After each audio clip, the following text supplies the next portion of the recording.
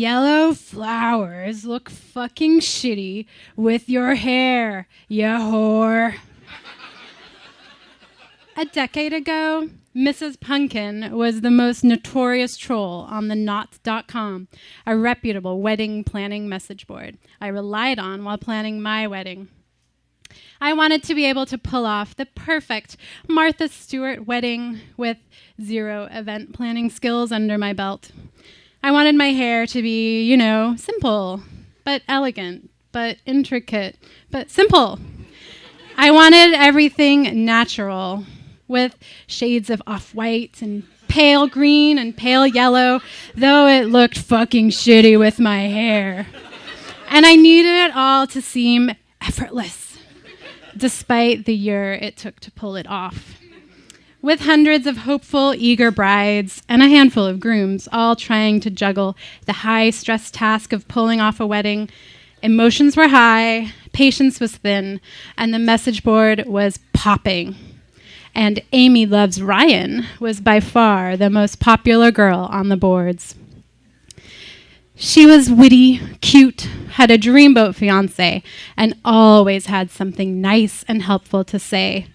Desperate brides often sought her out, paging her on the board to ask a specific question or even just to say hi.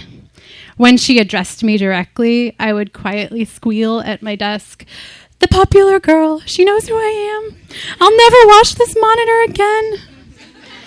Amy Loves Ryan's perfect fiancé, the eponymous Ryan, created his own Knot account and would come on periodically to charm the rest of us who were, to some degree, slightly dissatisfied with our chosen grooms. My fiancé loved me and wanted to marry me, but he didn't give a shit about Ikebana centerpieces or which Crate and Barrel dishes go with the directions barware. Ryan posted pictures of the house he bought for Amy Loves Ryan, or left sweet messages for her to find later. "Aww," we'd type in unison. Amy and Ryan seemed to be winning at this bride and groom thing. Mrs. Pumpkin chimed in with, "How's your thinning hair, Ryan?" In addition to discussions like, which color of sage green silk works best for my BMs? A BM is what we call the shit-tastic role of bridesmaids. We also had a surprising amount of off-topic conversation about politics, cooking, or TV. I became friends with these screen names. Everyone had their reasons for choosing cryptic screen names, but for me, I just didn't want my boss coming on and finding out exactly how I spent the workday. That's not me, that's Hippie Bride SD. We presented ourselves as macrocosms of our wedding taste.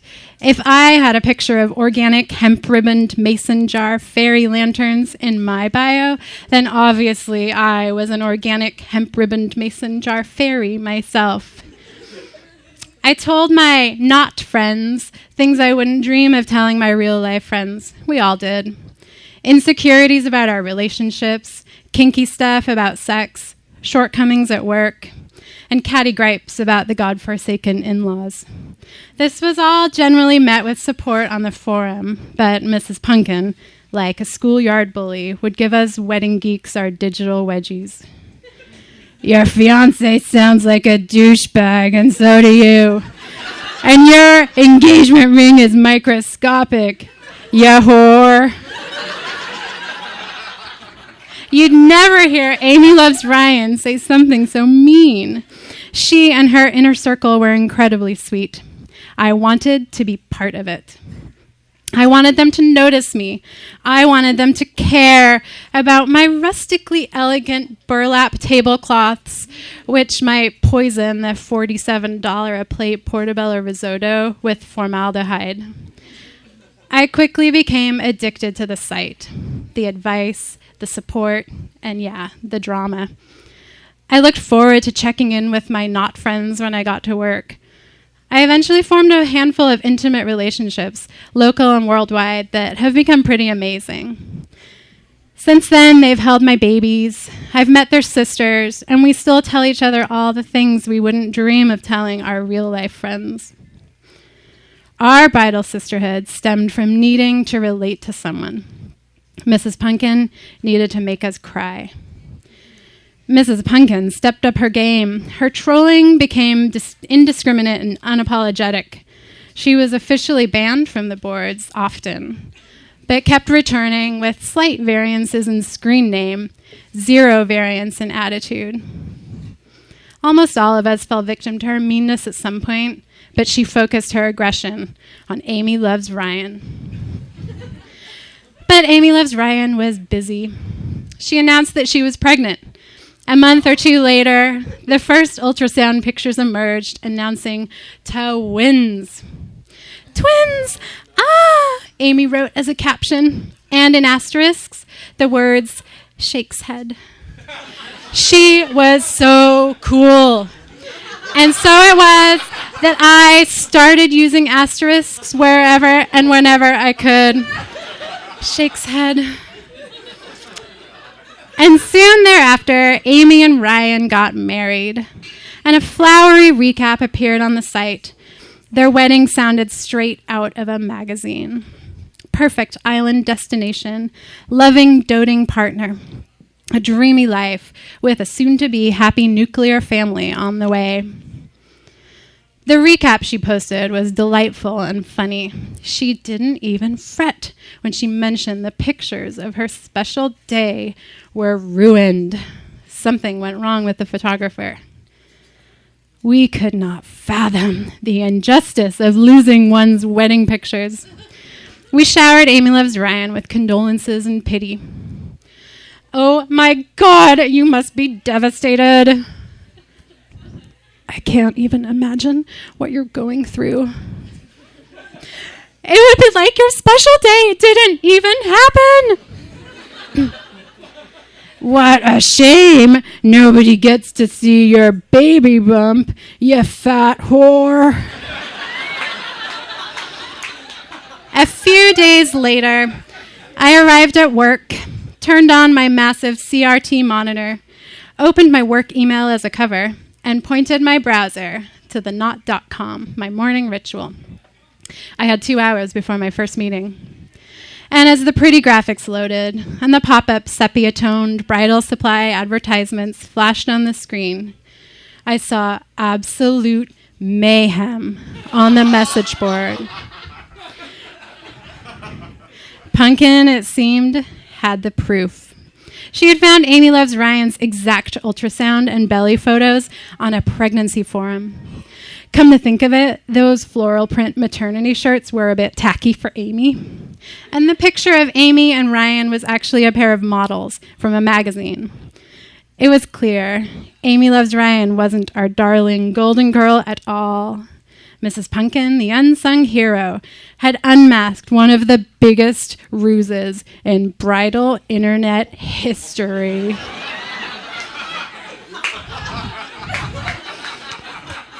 I remember wanting to stand up and shout to my coworkers over the pale blue carpeted cubicle walls. Are you seeing this? But no, nobody was seeing this. Later that day, Amy's cousin emerged and begged for mercy. And could we please just be kind to Amy? Because she was just so sad. She lost the babies, and then Ryan left her.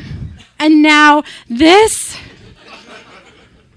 The cousin Hail Mary toss didn't help.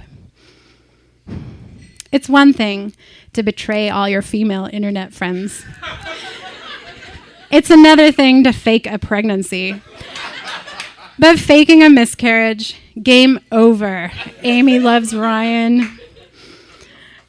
Over a decade later, after 10 trying years of marriage, the fact that I gave anything more than a passing nod to the intricate details of our wedding day or the intricate details of message board bullshit is hard to comprehend and a little embarrassing. No sleek, elegant hairstyle could have prepared me for the fights and the disconnections and how much fucking work a marriage takes. My marriage is not pretty. It's not perfect, but it's real. So as compelled as I felt to compete with a made-up, magazine-clipped wedding, my husband and I are real. My husband and I are still here. My husband and I win. No one ever heard from Amy Loves Ryan again. Mrs. Pumpkin, her real name's Leslie Fitz. I looked her up, and she's into roller derby now. She calls herself the Squash. After Mrs. Pumpkin's revelation, we all had a newfound respect for her. In a fantasy world, she gave us a healthy reality check. The very next day, Mrs. Pumpkin posted on someone's recipe request. Baked beans are a side dish, ya whore! Oh, Julia Evans, first-time VAMP-keteer.